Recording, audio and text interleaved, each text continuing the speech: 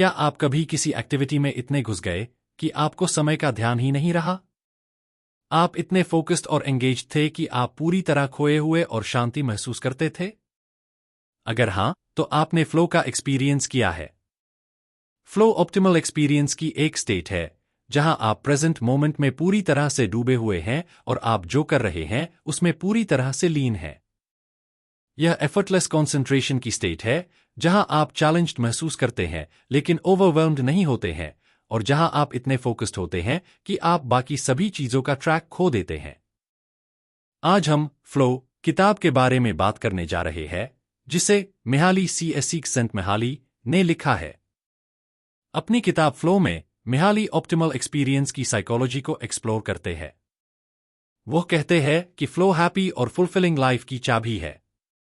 जब हम फ्लो में होते हैं तो हम न केवल ज्यादा खुश होते हैं, बल्कि हम ज्यादा प्रोडक्टिव, क्रिएटिव और फ्लेक्सिबल भी होते हैं। इस समरी में हम फ्लो के कॉन्सेप्ट को डिटेल में जानेंगे। हम फ्लो पर कुछ रिसर्च शेयर करेंगे और हम आपको अपनी लाइफ में फ्लो कैसे पाएं, इसके बारे में कुछ सजेशन देंगे। इसलिए अगर आप फ्लो के बारे में ज्यादा जानने में इंटरेस्ट रखते हैं और कैसे यह आपको एक खुशहाल और ज्यादा फुलफिलिंग लाइफ जीने में कैसे मदद कर सकता है, तो आप इस समरी को एंड तक जरूर पढ़ें। एक डेविड नाम का बिजनेसमैन था जो दिन रात अपने बिजनेस को आगे बढ़ाने के लिए कड़ी मेहनत करता था, और उसने अपने बिजनेस में काफी हद तक सक्सेस हासिल कर ली थी। उसके पास वो सब कुछ था जो उसको खुशी दिला सकता था। इसके बावजूद वो अपनी लाइफ से सैटिस्फाइड नहीं था। उसे समझ ही नहीं आ रहा था कि उसकी लाइफ में किस चीज की कमी थी। क्या आप अंदाजा लगा सकते हैं कि उसकी लाइफ में क्या नहीं था जिससे वह अधूरा था? असल में उसकी लाइफ में वो फ्लो मौजूद नहीं था जिससे वो असली खुशी और सैटिस्फैक्शन को महसूस कर सकता था। ग्रेट साइकोलॉजिस्ट मिहाली के ऑप्टिमल एक्सपीरियंस की इन्वेस्टिगेशन से पता चला है कि जो एक्सपीरियंस को वास्तव में एक्सपीरियंस बनाता है वह कॉन्शियसनेस की स्टेट है जिसे फ्लो कहा जाता है। फ्लो के समय लोग आमतौर पर खुशी, क्रिएटिविटी और लाइफ के साथ जुड़ाव को महसूस करते हैं। फ्लो की साइकोलॉजी हमें सिखाती है कि कैसे अपनी समझ में शामिल होने वाली इंफॉर्मेशन के बारे में समझकर हम सच्ची खुशी ढूंढ सकते हैं, अपनी एबिलिटी को अनलॉक कर सकते हैं और अपने लाइफ की क्वालिटी में काफी इंप्रूवमेंट कर सकते हैं। इसी तरीके के बारे में हम इस समरी में जानेंगे जिन्हें अपनाकर डेविड ने अपनी लाइफ में सैटिस्फैक्शन और खुशी को पा लिया। किताब को अच्छे से समझने के लिए हम इस किताब को 10 चैप्टर्स में डिस्कस करने जा रहे हैं। तो चलिए शुरू करते हैं। चैप्टर 1, खुशी पाने का असली रास्ता क्या है? Flow bye मिहाली। फ्लो से इस बात का पता लगाया जाता है कि हम एक खुश, कंप्लीट लाइफ जीने के लिए खुशी की भावना को महसूस कैसे करते हैं। यह तब हासिल होता है जब हम खुद को सब्लिमेशन की सिचुएशन में डुबो देते हैं, जिसे ऑथर फ्लो कहते हैं। मन की एक सिचुएशन जिसमें इंसान चुनौतियों को अपनाता है। वहां हम टेम्पररी रूप से खुद की भावना और समय पर कंट्रोल खो देते हैं। टारगेटिंग और क्विक रिस्पॉन्स के एक सिस्टम का इस्तेमाल करके हम काम के साथ अलाइनमेंट बनाने, सेल्फ वर्थ बढ़ाने और लाइफ में मीनिंग ढूंढने के लिए फ्लो की सिचुएशन हासिल कर सकते हैं। खुशी ढूंढने से नहीं मिलती है। जितना ज्यादा आप खुशी पाने का गोल रखते हैं, उतना ही आप इसे मिस करते हैं। यह खुद से बड़े मकसद के तरफ आपके डेडिकेशन के साइड इफेक्ट के रूप में होता है। इस चैप्टर में ऑथर बताते हैं कि खुशी कहां से आती है। उनकी रिसर्च के अकॉर्डिंग यह कुछ ऐसा नहीं है जो बस होता है, नहीं, यह किस्मत या रैंडमनेस का रिजल्ट है। यह कुछ ऐसा भी नहीं है जिसे पैसे से मेजर किया जा सकता है। दूसरे शब्दों में, खुशी बाहरी इफेक्ट्स पर डिपेंड नहीं करती है, बल्कि इस बात पर डिपेंड करती है कि हम उन इफेक्ट्स को कैसे समझते हैं। हालांकि बहुत से लोग मानते हैं कि हमारी खुशी बाहरी ताकतों द्वारा तय की जाती है, लेकिन ऐसे कीमती पल होते हैं जब हम कंट्रोल होने के बजाय अपने कामों पर पूरा कंट्रोल महसूस करते हैं। और जब यह सिचुएशन होती है तो खुशी, सैटिस्फैक्शन और सप्लाई की भावना हमारी लाइफ पर और भी पॉजिटिव लॉन्ग टर्म इफेक्ट्स डालेगी। उस इवेंट को मिहाली ने ऑप्टिमल एक्सपीरियंस या फ्लो के रूप में डिस्क्राइब किया है। यह सिचुएशन तब नहीं होती जब लोग इनएक्टिव होते हैं, लेकिन यह तब होता है जब आप फ्लो की सिचुएशन में होते हैं। पलक झपकते ही 1 घंटा बीतता हुआ लगता है। कर्मा और कॉन्शियसनेस एक हो जाते हैं। आप पूरी तरह से कंट्रोल में महसूस करते हैं। पको लगता है कि आप जो कर रहे हैं वह जरूरी है और यह एक्सपीरियंस करने लायक है, जो इंट्रिंसिक मोटिवेशन से आता है। तो आज से ही अपनी लाइफ में असल खुशी हासिल करने के लिए फ्लो की पावर का इस्तेमाल करें। चैप्टर 2, ह्यूमन कॉन्शियसनेस की फिजिकल रचना। पास्ट को देखते हुए कल्चर्स के पुराने समय फीलिंग्स और थॉट्स को अपनाना आइडियल रूल माना जाता था। यह अब आज के दिन और समय में रेलेवेंट नहीं है, जहां हमें सलाह दी जाती है कि हम अपने थॉट्स को एक्सेप्ट करें और उन फीलिंग्स को एक्सप्रेस करें जो हम चाहते हैं। जो लोग अपने थॉट्स और फीलिंग्स को कंट्रोल करते हैं, उन्हें अक्सर हर्ष या इमोशनलेस कहा जाता है। हालांकि ऑथर के अकॉर्डिंग, जो लोग कॉन्शियसनेस पर कंट्रोल पाने के लिए अपने डिस्कम्फर्ट का बेनिफिट उठाना जानते हैं, वे ऐसे लोग हैं जो खुशी से रहते हैं। एक बार जब हम अंदरूनी मशीनरी को समझ लेते हैं, तो हम उन्हें कंट्रोल कर सकते हैं और तय कर सकते हैं कि लाइफ कैसी होगी। डेवलपमेंट के कुछ पॉइंट्स पर हम इंसानों ने कॉन्शियसनेस डेवलप की है, जिसकी वजह से हम स्टिम्युलस और रिस्पॉन्स के बीच एक फर्क बना सकते हैं। इसके जरिए हम अपनी सेंस का इस्तेमाल झूठ बोलने, पोएट्री लिखने या साइंटिफिक हाइपोथेसिस के लिए कर सकते हैं। और सबसे जरूरी बात, बाहरी उतार चढ़ाव के बावजूद आप सिर्फ अपनी अजम्पशन को बदलकर खुद को खुश या दुखी कर सकते हैं। यह सब हम खुद कर सकते हैं। एक इंसान एवरेज लाइफ टाइम में लगभग 185 मिलियन यूनिट्स की इंफॉर्मेशन इकट्ठा करता है, जैसे आवाज, विजुअल स्टिम्युलाई या फीलिंग्स और थॉट्स की बारीकियां। इस तरह जिस इंफॉर्मेशन को हम अपनी समझ का ज्यादा हिस्सा बनाते हैं, वह हमारे लाइफ की क्वालिटी को सेट करता है। अब सवाल यह बनता है कि इंफॉर्मेशन मन में कैसे जाती है? उन्हें मेंटल एनर्जी के जरिए से मन में भेजा जाता है, या ज्यादा आसान रूप से उस इंफॉर्मेशन पर अटेंशन अट्रैक्ट की जाती है। तो मन में अपने फायदे की चीजों को लाने के लिए आपको ध्यान रखने की जरूरत है। इसके लिए बाहरी डिस्ट्रैक्शंस को भूल जाए और तब तक फोकस करें जब तक कि आप अपने गोल्स तक नहीं पहुंच जाते हैं। चैप्टर 3, हैप्पीनेस लाइफ की क्वालिटी। जब हम किसी को अमीर, फेमस या अच्छी तरह से तैयार देखते हैं, तो हम खुद मानने लगते हैं कि वे एक कंप्लीट लाइफ जी रहे हैं। हालांकि बाद में हमें एहसास होता है कि ये खुशी नहीं है। वास्तव में वे ही सफर कर रहे हैं। लेकिन क्या आपको पता है कि ऐसा क्यों है? क्योंकि एक इंसान जो लाइफ की क्वालिटी में इंप्रूव करना चाहता है, वह न सिर्फ एनवायरनमेंट की क्वालिटी में इंप्रूव करता है, बल्कि ज्यादा जरूरी बात, वो अपने एक्सपीरियंस की क्वालिटी में इंप्रूव करता है। फ्लो। हमें खुशी की तलाश करने की जरूरत है, मजे को नहीं। ऑथर ने खुशी और मजे के बीच में एक फर्क बताया है। खुशी आसान रिस्टोरेटिव जरूरतों को सैटिस्फाई करती है, जैसे खाना या सोना। इसके अलावा मजा सिर्फ जरूरतों और इच्छाओं को सैटिस्फाई करता है, साथ ही इंस्टिंक्ट की लिमिट्स को दूर करने के लिए स्किल और कंसंट्रेशन का इस्तेमाल करके खुद को भी इंस्पायर करता है, जिससे हम अपने बेड गोल्स को पूरा कर सकते हैं और एक ही समय में खुद पर कंट्रोल भी कर सकते हैं। हालांकि ज्यादातर लोग अपने मुश्किल दिनों की भरपाई के लिए जल्द ही सैटिस्फैक्शन चाहते हैं। मजे को प्रायोरिटी देना बहुत मुश्किल नहीं है, लेकिन मजे पर खुशी की भावना लाना आसान है। मजे को रिवॉर्ड देना आसान है, लेकिन हासिल करना मुश्किल है, और इससे उन्हें इनोवेशन, डेवलपमेंट के लिए महान मौकों से दूर कर दिया जाता है। एग्जाम्पल के लिए, काम पर एक थका देने वाले दिन के बाद बहुत से लोग टीवी या फिल्में देखना चुनते हैं। इस सिचुएशन में वे इनएक्टिव होते हैं और आसानी से भटक सकते हैं। हफ्ते के आखिर में वे शराब या यहां तक कि ड्रग्स में डूबे होते हैं। लेकिन इसका रिजल्ट अक्सर एक ही होता है, वे खुद को नुकसान पहुंचाते हैं और कंट्रोल खो देते हैं। मन अक्सर वह नहीं करता है जो हम अपने गोल्स को हासिल करने के लिए करना चाहते हैं, लेकिन हमें कम से कम रेजिस्टेंस का रास्ता भी नहीं चुनना चाहिए, क्योंकि यह भटकने के लिए सबसे आसान होता है। ज्यादातर एंजॉयबल एक्टिविटीज नेचुरल नहीं होती हैं, उन्हें एक शुरुआती कोशिश की जरूरत होती है जिसे आप शुरू में करना पसंद नहीं करते हैं। लेकिन एक बार जब आपकी स्किल रिस्पॉन्स देना शुरू कर देती है, तो वे उस गिफ्ट में बदल जाती है जो आपके लिए जो वास्तव में वैल्यूएबल है। इन चेंजेस को आप खुद ही महसूस कर सकते हैं। इसके लिए बस एक शुरुआत करें और अपने वैल्यूएबल रिजल्ट्स को हासिल करें। कुछ तरीके हैं जिन्हें हम अपने डिसाइड किए गए गोल्स को हासिल करने के लिए अपने डेली रूटीन में शामिल कर सकते हैं। पहला तरीका है बाहरी सिचुएशंस को गोल के अकॉर्डिंग बनाना, जबकि दूसरा है बाहरी सिचुएशंस को एक्सपीरियंस करना ताकि वे हमारे गोल के अकॉर्डिंग हो सकें। एक बाहरी दुनिया में हेरफेर करने पर बेस है, जबकि दूसरा ऑप्शन सजेस्ट करता देता है कि हम बाहरी सिचुएशंस के बारे में अपनी राय को बदल दें, जो कि ज्यादा ठीक है।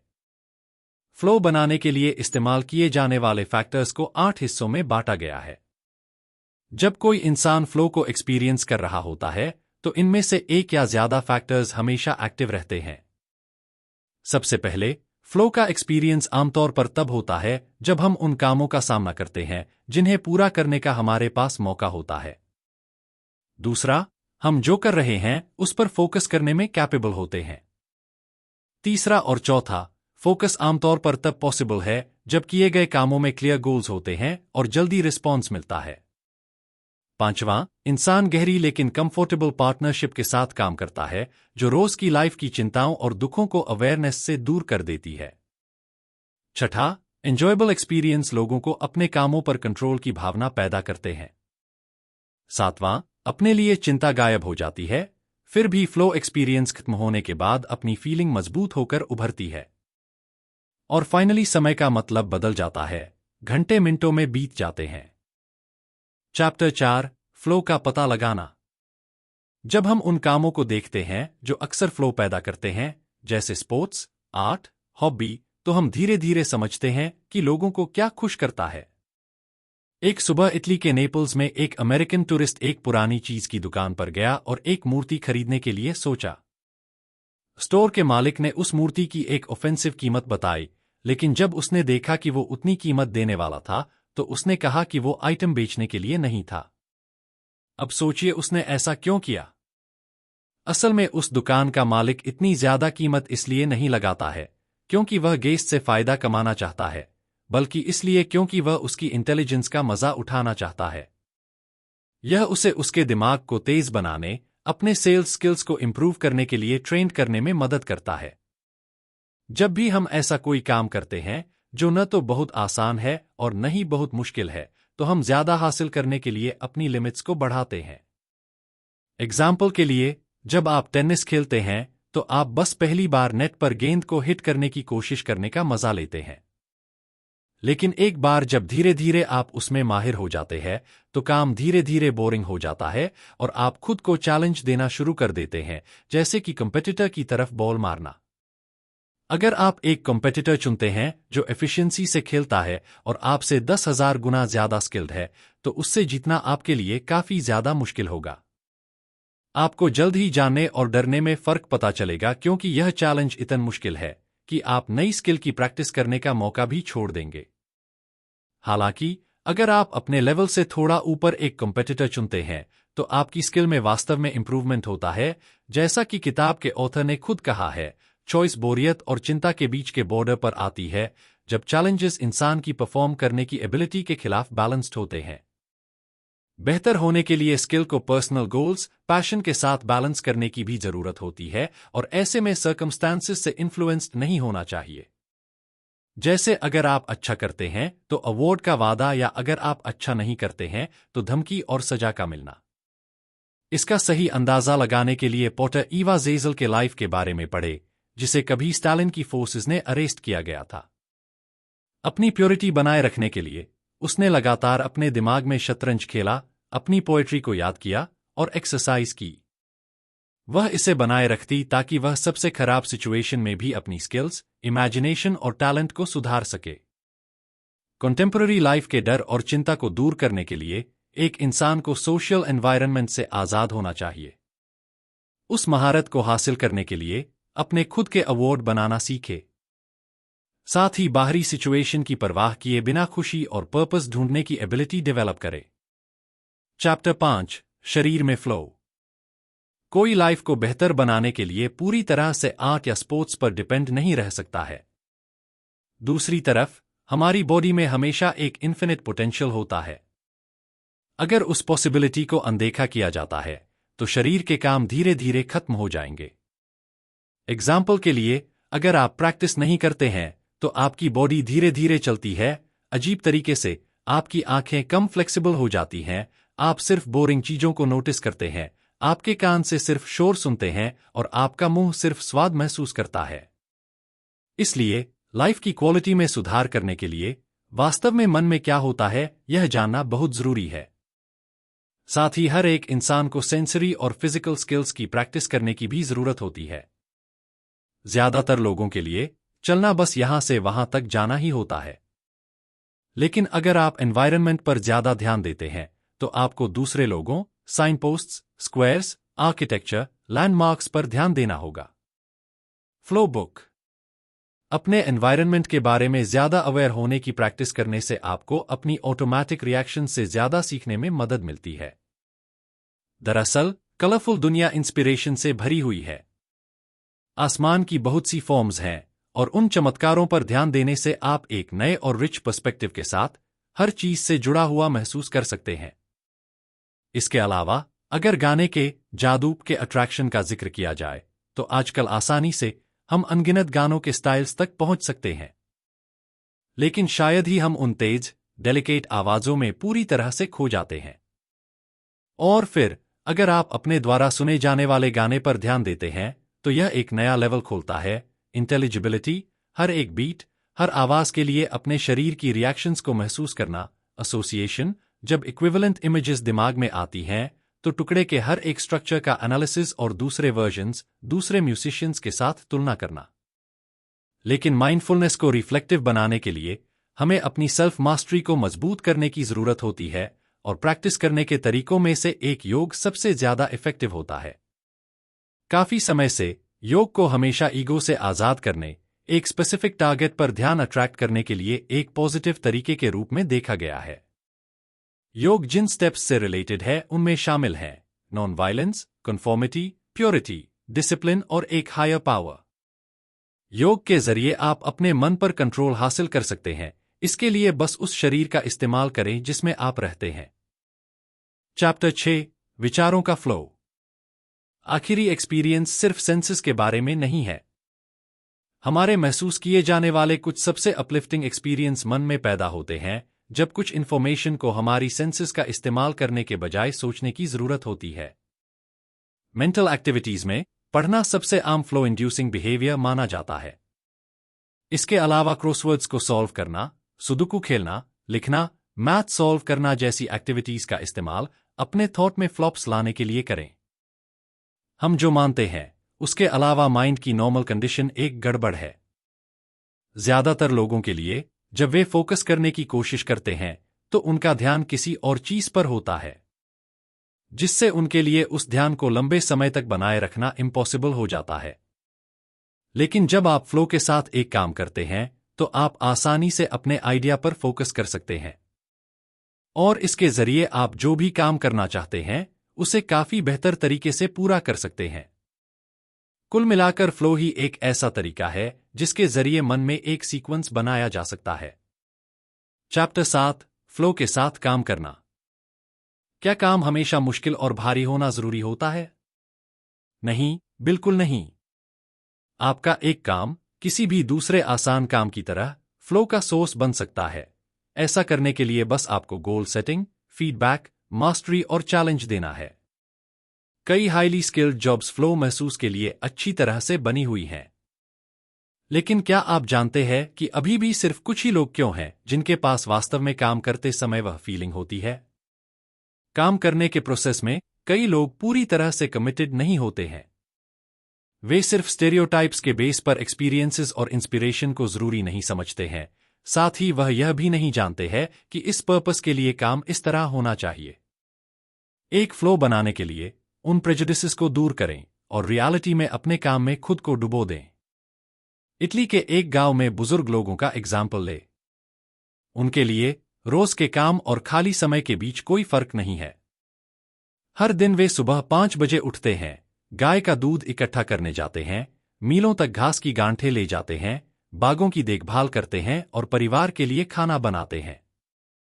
और जब उनसे पूछा गया कि अमीर बनने के बाद वे क्या बदलना चाहेंगे, तो उन्होंने जवाब दिया कि कुछ भी नहीं बदलना है, सब कुछ हमेशा की तरह रखते हुए पैसे कमाना चाहते हैं।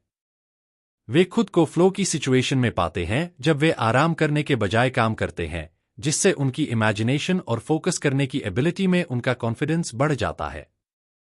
किताब में एक ट्रेन फैक्ट्री में एक वेल्डर की कहानी के बारे में भी बताया गया है। उसकी उत्सुक भावना की वजह से कई लोग उसे जानते थे।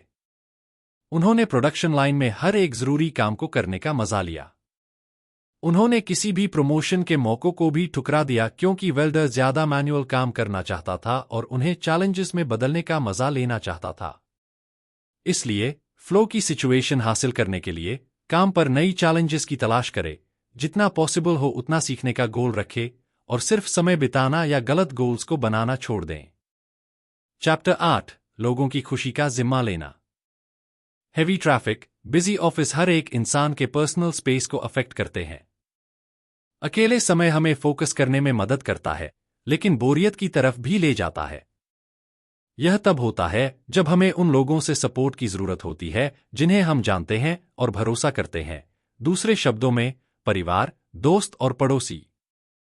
एक आइडियल परिवार ईमानदार सजेशन, बिना शर्त एक्सेप्टेंस और लॉन्ग टर्म गोल्स हासिल करने में सपोर्ट करता है। एग्जाम्पल के लिए, जो माता पिता टीवी देखने के बजाय कारपेंट्री या खाना पकाने जैसे काम को करना पसंद करते हैं, वे अपने बच्चों को उनकी फील्ड के पॉजिटिव रोल मॉडल को फॉलो करने के लिए इंस्पायर करेंगे। इसके कंपैरिजन में दोस्तों के साथ अकेले रहना इमोशनल न्यूट्रिशन में रोल प्ले करता है, जिससे खुशी, एनर्जी में ग्रोथ, कनेक्शन में ग्रोथ, सेल्फ रिस्पेक्ट, ताकत और इंस्पिरेशन हासिल की जा सकती है।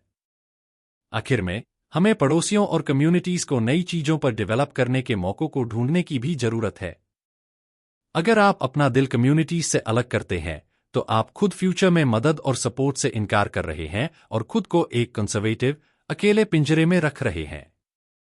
इसलिए रिलेशंस में सही तरीके से इन्वेस्ट करें, आखिर में आपको मिलने वाले रिजल्ट हैरान कर देने वाले होंगे। चैप्टर 9 चैलेंजेस के साथ खेलना। यह चैप्टर हेल्दी कंपटीशन मैकेनिज्म की जरूरत के बारे में बात करता है, खासकर अगर आपको फ्लो में काम करना है। Flow summary. कुछ लोग अपनी डिस्टर्बेंस अंदर से हासिल करते हैं, दूसरे बाहरी फैक्टर्स जैसे धर्म, देश या परिवार से हासिल करते हैं, जबकि कुछ आर्ट, म्यूजिक या साइंस की मास्टरी हासिल करते हैं। वह खुद का मजा लेने में कैपेबल बनने के लिए नेगेटिव कंडीशंस को फ्लो की कंडीशन में बदलने में कैपेबल होने और चैलेंजेस से मजबूत होकर उभरने की इंपॉर्टेंस पर जोर देते हैं। यह कॉन्सेप्ट मुश्किल में मौके ढूंढने की तरह है। अगर आप कंडीशन को पॉजिटिवली बदलना चाहते हैं, तो आपको 3 स्टेप्स अपनाने हैं। Selfless unconscious self assurance. कई लोग मानते हैं कि उनका भाग्य उनके हाथ में है। वे यह भी मानते हैं कि वे एक माहौल का हिस्सा हैं और उन्हें उसके अकॉर्डिंग अपना बेस्ट परफॉर्म करना चाहिए। सेल्फ अश्योरेंस के इस लेवल तक पहुंचने के लिए आपको अपने आप पर, अपने आसपास के माहौल और उसमें अपने रोल पर भरोसा करना चाहिए। दुनिया पर ध्यान देना, अपने घमंड पर ध्यान देने से बचें और इसके बजाय ऑप्शनल तरीकों से अवेयर रहने के लिए आसपास की दुनिया के लिए खुले रहें। नए सॉल्यूशंस की खोज करें, अपने आप सहित पूरी कंडीशंस पर ध्यान देते रहें और पता लगाएं कि क्या ऑप्शनल गोल्स ज्यादा बेहतर हो सकते हैं और क्या दूसरे रिसोर्सेज मौजूद हैं। ऑटोटेलिक सेल्फ। यह कॉन्सेप्ट उन लोगों के बीच अंतर करता है जो मुश्किल हालात में जीत हासिल करते हैं और दूसरे जो ओवरवेल्म्ड हो जाते हैं। दोनों के बीच अंतर का रीजन बाहरी चीजों के बारे में उनकी सोच है। ऑटोटेलिक सेल्फ एक ऐसा इंसान है जिसके पास दुनिया को फेयरनेस के साथ समझने की काबिलियत होती है। इस तरह वे लोग रिजल्ट्स से पॉजिटिविटी या नेगेटिविटी को अलग करने और इसे बैलेंस करने पर ध्यान देने में अच्छे होते हैं। उनमें शायद ही चिंता वाली भावनाएं होती हैं और वे इस बात से डरते नहीं कि हार गए तो क्या होगा। वे बस हर सिचुएशन में फ्लो में रहते हुए अपना बेस्ट देने के लिए तैयार रहते हैं। बेसिकली यही वे लोग हैं जो फ्लो में महारत हासिल करते हैं। इसके लिए ऑथर ने एक मॉडल बताया है जिनसे आप चैलेंजेस को अवसर में बदल सकते हैं। गोल्स का एडजस्टमेंट। अगर आपको पिछले चैप्टर याद हो तो फ्लो कंडीशन को हासिल करने के लिए यह एक जरूरी फैक्टर है। आपके गोल पूरी तरह क्लियर और स्पेसिफिक होने चाहिए ताकि आप मनचाहे रिजल्ट के हिसाब से अपने एक्शंस को एडजस्ट करके उन पर ठीक से ध्यान दे सकें। एक्टिविटी में डूब जाए तो गोल बनाने के बाद आपको एक्शंस लेने की जरूरत है। याद रखें, कोई भी एम्पायर जैसे रोम सिर्फ इमेजिनेशन से नहीं बना था। इसमें हजारों घंटे की कड़ी मेहनत और लगातार समझदारी लगी थी। महानता पाने के लिए आपको अपने न्यूरोकेमिकल रिसेप्टर्स को सैटिस्फाई करके एक्शंस में पूरी तरह से डूब जाना चाहिए। इसलिए गोल डिसाइड करें और उनका पीछा करें। जो हो रहा है उस पर ध्यान दें। माइंडफुलनेस की प्रैक्टिस करने के लिए अटेंशन देना एक जरूरी गुण है। आपको अपने आसपास माहौल और चीजों के लिए अवेयर रहना चाहिए और स्पेशली एक स्पेसिफिक काम पर ज्यादा ध्यान देना चाहिए। तुरंत एक्सपीरियंस का मजा लेना सीखें, रिजल्ट की परवाह किए बिना दुनिया के प्रति अपना एक नजरिया बनाएं। ऑटोटेलिक सेल्फ बनने का मतलब है गोल डिसाइड करना, स्किल डेवलप करना, फीडबैक के लिए एक्टिव रहना, उन पर ध्यान देना और गलतियों को सुधारते हुए अगली बार बेहतर परफॉर्म करना। इस तरह अपने अंदर ऐसी आदतें डेवलप करें जिनसे आप साइंटिफिक नजरिए के साथ जिद्दी इंसान की तरह लाइफ जिएं। इस चैप्टर को पढ़ने के बाद भी आप सोच सकते हैं कि खुशी आसान हो जाती है जब हम अमीर, सुंदर, हेल्दी बन जाते हैं। लेकिन अगर चीजें उस तरह से नहीं होती हैं जैसा आप चाहते हैं और किस्मत आपको थोड़ा ट्रेन करना चाहती है, तो क्या होगा? कभी कभी हम अनलकी होने के खतरे और हार का सामना करते हैं। लेकिन हार मत मानो, क्योंकि ऐसा करने से आप हेल्पलेस महसूस करते हैं। हार मानने के बजाय इन 3 टिप्स का इस्तेमाल करें। सबसे पहले, अपने ईगो को छोड़ दें और किसी सिचुएशन को संभालने की अपनी एबिलिटी में भरोसा करें। एग्जाम्पल के लिए, जब आप अपने कंप्यूटर पर किसी जरूरी काम को कर रहे हैं और वह अचानक बिना किसी कारण के अटक जाता है, या जब आप जल्दी में होते हैं और आपकी कार अचानक खराब हो जाती है, तो इससे आपका पूरा दिन अफेक्ट होता है। फिर आप खुद को बदकिस्मत समझते हैं और कहते हैं, मेरे साथ ऐसा क्यों हो रहा है? हम सभी शायद अपने इरादों के अपोजिट जो हुआ उसके लिए ऐसा बुरा महसूस करते हुए खुद से ऐसा जरूर कहते हैं। इसलिए हमें प्रॉब्लम पर दोबारा सोचने की जरूरत है। अगर कार खराब हो जाती है, तो सोचें कि यह लगातार चलती है, इसलिए इसका खराब होना मामूली बात है। इसे ठीक करने के लिए मैकेनिक को बुलाने की जरूरत है या एक ऑल्टरनेट टारगेट बनाने की जरूरत है, जैसे मीटिंग कैंसिल करना और घर पर आने के लिए कुछ तरीका ढूंढना। इसके बाद दूसरा, अपने एनवायरनमेंट के बारे में अवेयर रहें। चार्ल्स लाइंडबर्ग अटलांटिक ओशन को अकेले पार करने वाले पहले इंसान थे। ज्यादातर लोगों के लिए यह एक खतरे से भरा और डरावना काम है, लेकिन लाइंडबर्ग ने डर पर फोकस करने के बजाय वहां पहुंचने की अपनी एबिलिटी पर भरोसा बनाए रखा, जिसकी वजह से वे कामयाब रहे। माइंडफुलनेस के जरिए से लाइंडबर्ग हिस्टोरिकल उड़ान बनाने के लिए डर को दूर कर पाए। ठीक ऐसे ही डर पर फोकस करने के बजाय अपने काम पर ध्यान दें और आप भी वह कर सकते हैं जो आपको करना रिस्की लगता है। तीसरा, चैलेंजेस का सामना करने के बजाय नए सॉल्यूशंस का पता लगाएं।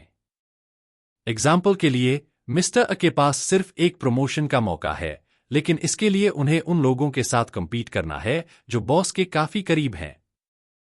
यहां उनके पास 3 ऑप्शंस हैं। बॉस को कन्विंस करने का कोई तरीका ढूंढे ताकि बॉस काबिलियत के बेस पर सिलेक्शन करें, या नौकरी बदले, मतलब किसी दूसरी कंपनी में जाएं जो उन्हें ज्यादा डेवलपमेंट के मौके दे सकती है, या अपना खुद का बिजनेस शुरू करें और अपने प्रोजेक्ट्स पर काम करने में समय बिताएं। अब सोचिए, आप अगर उनकी जगह होते तो क्या करते?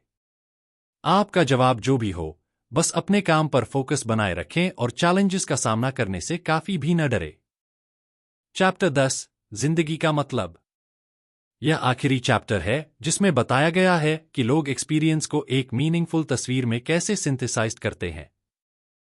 जीने का कारण ढूंढने के लिए हमें एक गोल की जरूरत होती है। रिजल्ट इतना जरूरी नहीं है, जरूरी बात यह है कि आप खुद को चैलेंज देते हैं। जब आप एक गोल डिसाइड करते हैं, तो पूरे डिटर्मिनेशन और विल पावर के साथ काम करें। और आखिर में, गोल्स और इच्छा के बीच बैलेंस बनाए रखें। इसका किताब में एक एग्जाम्पल दिया गया है। माल्कम एक्स गरीबी और नशीली दवाओं की लत में बड़ा हुआ और उसे जेल भेज दिया गया। यहां पढ़ने और सोचने ने उसे एक सोशल वर्कर बनने के लिए इंस्पायर किया, जो लोगों के हक के लिए लड़ता है और उनके लाइफ की क्वालिटी में सुधार करता है। अब एक ऐसी दुनिया को इमेजिन करें जहां हमारे पास कोई स्पेसिफिक टारगेट, कोई इच्छा नहीं है। तो क्या हम जानलेवा बीमारियों से लड़ सकते हैं, मास्टरपीसेस को बना सकते हैं, या चंद्रमा पर चल सकते हैं? नहीं ना? यह सब बिना किसी पर्पस करना पॉसिबल हो ही नहीं सकता। लाइफ का सही मीनिंग जानने के लिए सबसे पहले एक ऐसा गोल डिसाइड करें जो आपको चैलेंज दे। फिर उस गोल को हासिल करने की पूरी कोशिश करें, और जब आप उस गोल को हासिल कर लें तो लाइफ के मीनिंग और असल खुशी को बहुत ही आसानी से हासिल कर लेंगे। सही मायने में यही लाइफ में फ्लो लाएगा। आइए अब सीखे हुए लेसन्स को एक बार दोहरा लेते हैं। असली खुशी हासिल करने के लिए फ्लो की पावर का इस्तेमाल करें। ध्यान रखें कि आप किन चीजों को अपनी समझ का हिस्सा बना रहे हैं। असली खुशी हासिल करने के लिए उन चीजों को करने की शुरुआत करें जिसे आप शुरुआत में करना पसंद नहीं करते हैं। अपनी लाइफ से डर और चिंता को दूर करने के लिए अपने खुद के अवार्ड बनाना सीखें। साथ ही बाहरी सर्कमस्टेंसेस की परवाह किए बिना खुशी और पर्पस ढूंढने की एबिलिटी डेवलप करें। अपनी लाइफ की हायर पावर को महसूस करने के लिए योगा करें। अपने थॉट्स में फ्लो लाने के लिए पढ़ना शुरू करें। फ्लो की सिचुएशन हासिल करने के लिए काम पर नए चैलेंजेस की तलाश करें। जितना पॉसिबल हो उतना सीखने का गोल रखें और सिर्फ समय बिताना या गलत गोल्स को बनाना छोड़ दें। रिलेशंस में सही तरीके से इन्वेस्ट करें, आखिर में आपको मिलने वाले रिजल्ट हैरान कर देने वाले होंगे। अपने काम पर फोकस बनाए रखें और लाइफ में आगे बढ़े। और चैलेंजेस का सामना करने से काफी भी न डरे। एक गोल डिसाइड करने से अपनी लाइफ का मीनिंग ढूंढने की शुरुआत करें। इस किताब से हमने अपने लाइफ में फ्लो हासिल करने के बारे में जाना। जब आप अपने लाइफ में फ्लो हासिल कर लेते हैं तो आप लाइफ में असल खुशी को भी हासिल कर सकते हैं। अब अगर आप भी अपने लाइफ में असली खुशी हासिल करना चाहते हैं तो किताब में बताए गए सभी तरीकों को अपने लाइफ में इस्तेमाल करें। मुझे उम्मीद है आपने इस किताब को अच्छे से समझ लिया होगा और अपने लाइफ में असली खुशी हासिल करने के लिए आप किताब में बताई गई जरूरी बातों का ध्यान रखेंगे। मिहाली Csikszentmihalyi द्वारा फ्लो मानव अनुभव की एक अभूतपूर्व खोज है। यह किताब फ्लो की अवधारणा पर प्रकाश डालती है, जो पूरे अब्जॉर्प्शन और फोकस की स्थिति है जिसमें क्रिएटिविटी और संतुष्टि बढ़ती है। मिहाली यह समझाने के लिए व्यापक रिसर्च पर फोकस्ड है कि मनोविज्ञान, फिलॉसफी और प्रैक्टिकल इंसाइट्स का मिश्रण करके व्यक्ति इस स्थिति को कैसे प्राप्त कर सकते हैं। कौशल और चैलेंज के मिश्रण पर जोर देकर वह उत्पादकता और खुशी बढ़ाने के लिए एक खाका पेश करते हैं। यह एक थॉट प्रोवोकिंग किताब है जो सबसे उच्च अनुभवों की खोज के माध्यम से अधिक संतुष्टिदायक जीवन का मार्ग तैयार करती है। दोस्तों, flow the psychology of optimal experience हमें सिखाती है कि असली खुशी बाहर नहीं बल्कि हमारे अंदर है। जब हम पूरी तरह किसी काम में डूब जाते हैं, जब समय का एहसास मिट जाता है, जब हम सिर्फ उसी क्षण में जीते हैं, वहीं से शुरू होती है असली तृप्ति। अगर आप भी जीवन में गहराई से जुड़ना चाहते हैं, अपने हर दिन को पर्पसफुल बनाना चाहते हैं, तो फ्लो को अपनाइए। काम, कला, खेल या किसी भी चीज में पूरी तरह समर्पित हो जाइए और देखिए कैसे आपका जीवन बदलने लगता है। अगर आपको ये समरी पसंद आई हो तो वीडियो को लाइक और शेयर जरूर करें, और ऐसे ही ज्ञानवर्धक समरी के लिए चैनल को सब्सक्राइब करना न भूलें। मिलते हैं अगली समरी में एक नए विचार और नए दृष्टिकोण के साथ। धन्यवाद।